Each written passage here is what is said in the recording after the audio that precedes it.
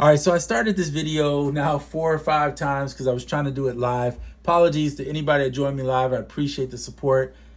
But the live was just killing it because for some reason, one moment it's the Bluetooth issue. One moment it was the issue with a phone call coming through disrupting the video. So I just decided I'm going to re-record this video and just do it and put it out there for you guys to watch.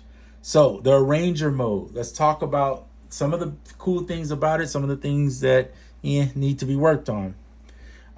First of all, here is some tracks. You'll see most of them are audio, and the reason why is because I'm recording with instruments on the iPad, not the iPad. You can't do it with the iPad, but on the MacBook. Okay, I'm using Ableton with a setup where I have my instruments, and then I pull from the instruments and just play in my stuff.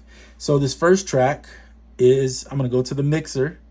This first track is, now one of the things on the mixer is I don't know how to mute a track on here. That's one of the things I love the mixer the way it looks, but I would love to just have quick mutes on here. And the only way I know how to mute is go here. So I'm gonna mute here and play. So I recorded these chords in. You can see it here, or we can go to the arranger. Okay. Then I went in and did the drums. Now the drums are done in the MPC. Slide out again, go back to the arranger. I'm doing it this way just so you can see and I can mute tracks as we go. I'm gonna show you something real quick. Okay, so this down here is basically how you're going to edit, right? The editing up here is not where I want it to be. You can double the length of the bars in this section of the arranger. You can double any length and do all that you want with that. But the only thing is you can't move the audio in here. You can only move the audio in this grid area. So the grid area allows you to do all the editing.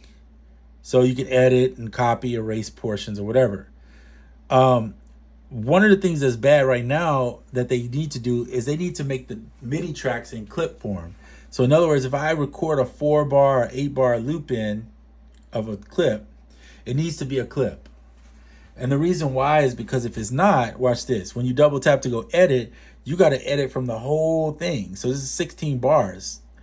Now, what they did that was clever, and I think this is really good, and it's going to take some getting used to, is if you look here,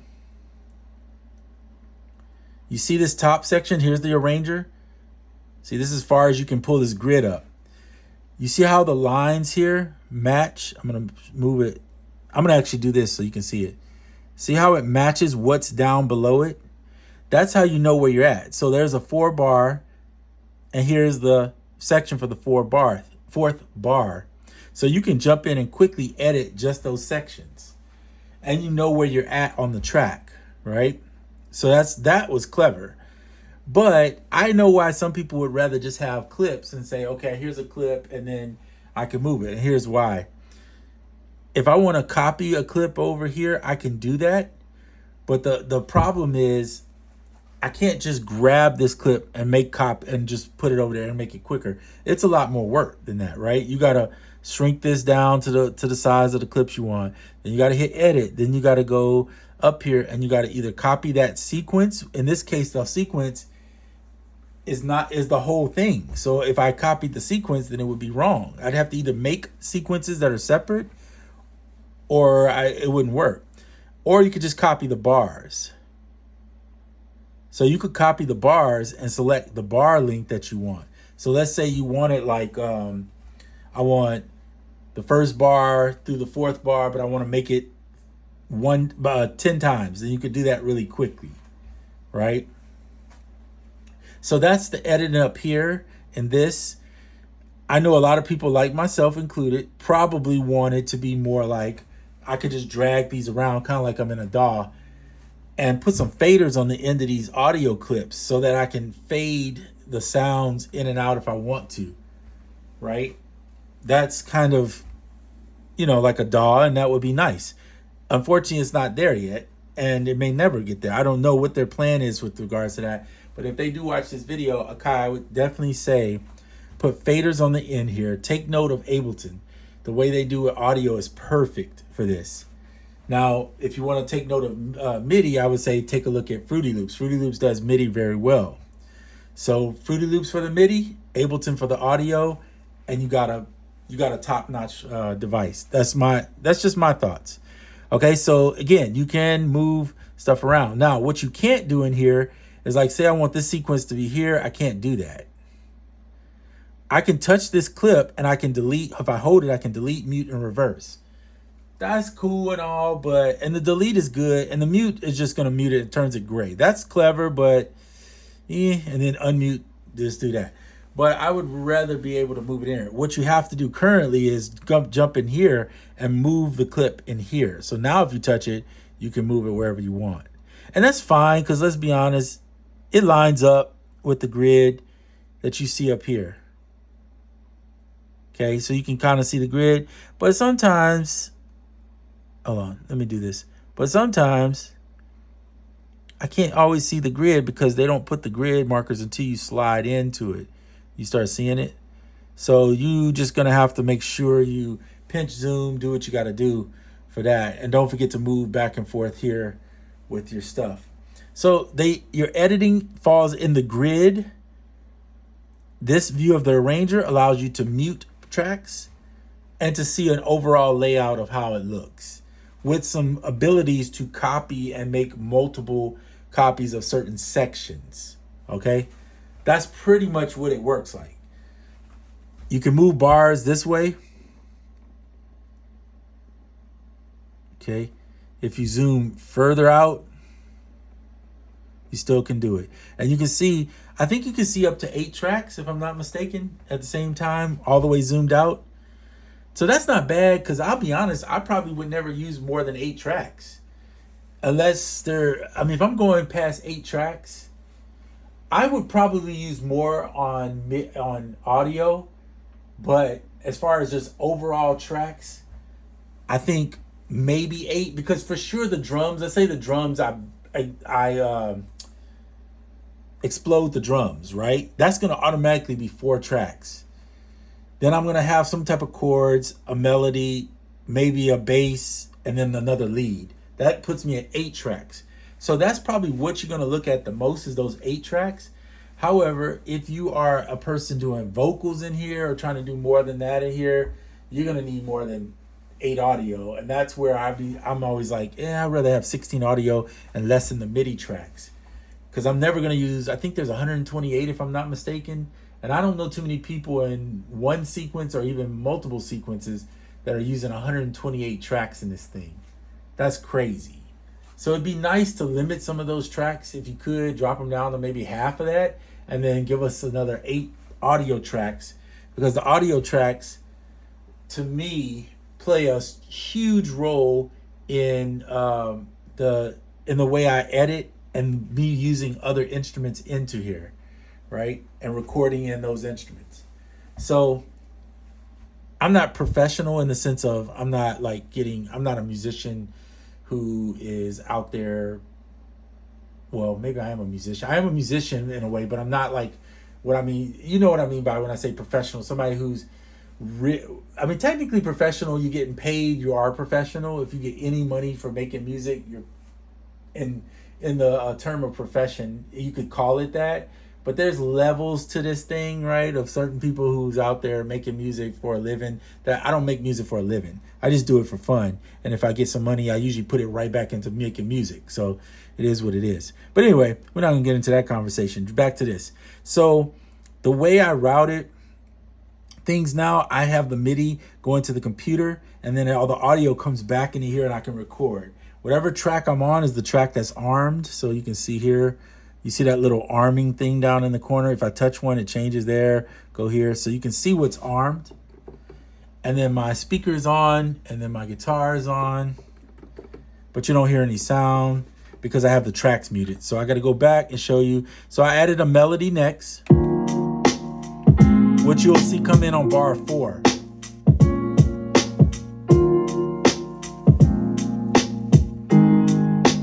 Right here, here's the melody.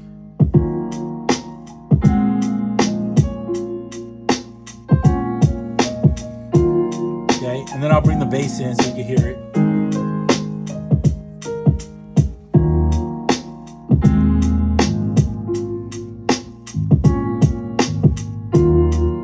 The guitar is not even on there yet because I hadn't recorded it. Slide out, go back to the arranger.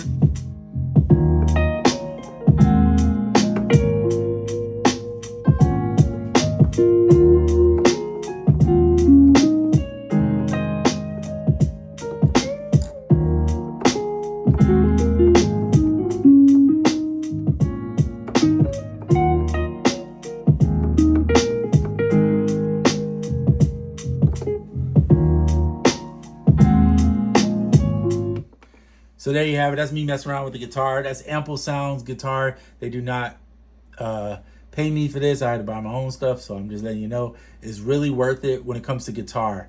The bass on there is good. If you wanted to go all in on one thing with bass and guitar, I would go Ample Sound and grab it. Trillion is great for just the bass stuff, but a lot of the Trillion stuff is the synth bass, unless you need like the upright. Ample Sound is not cheap at all.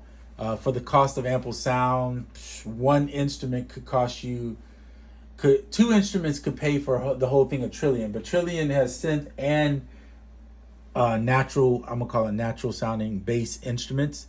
So yeah, so that's a cost thing. That's up to you to figure out. With the guitar, I primarily use the 335. I do have the Strat, and I do have a acoustic Martin guitar from them. And their bass is really good. So if you just need a couple basses, get yourself a jazz bass, a P bass, and an upright bass. Those are the three main bass guitars that you would need. Other than that, there's other stuff out there if you really just want it. But those are the three that you really need if you're gonna get them.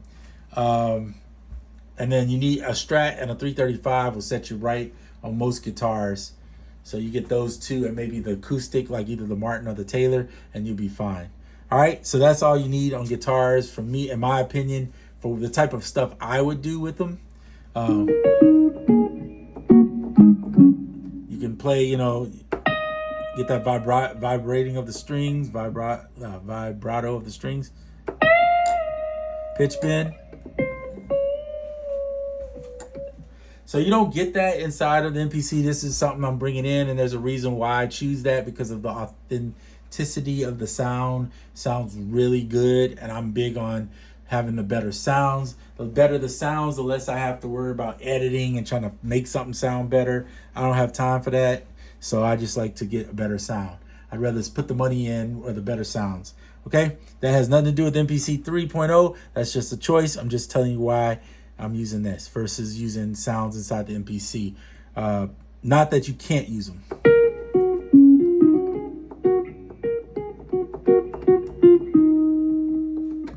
Okay, I'm just learning the scale. All I did was learn the scale. This is a B flat minor. Same thing I use for the bass lines. You can.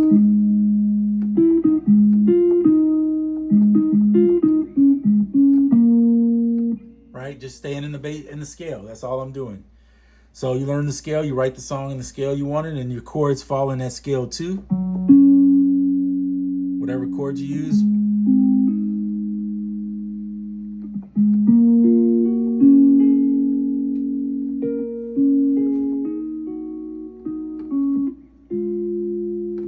All right, there's the music.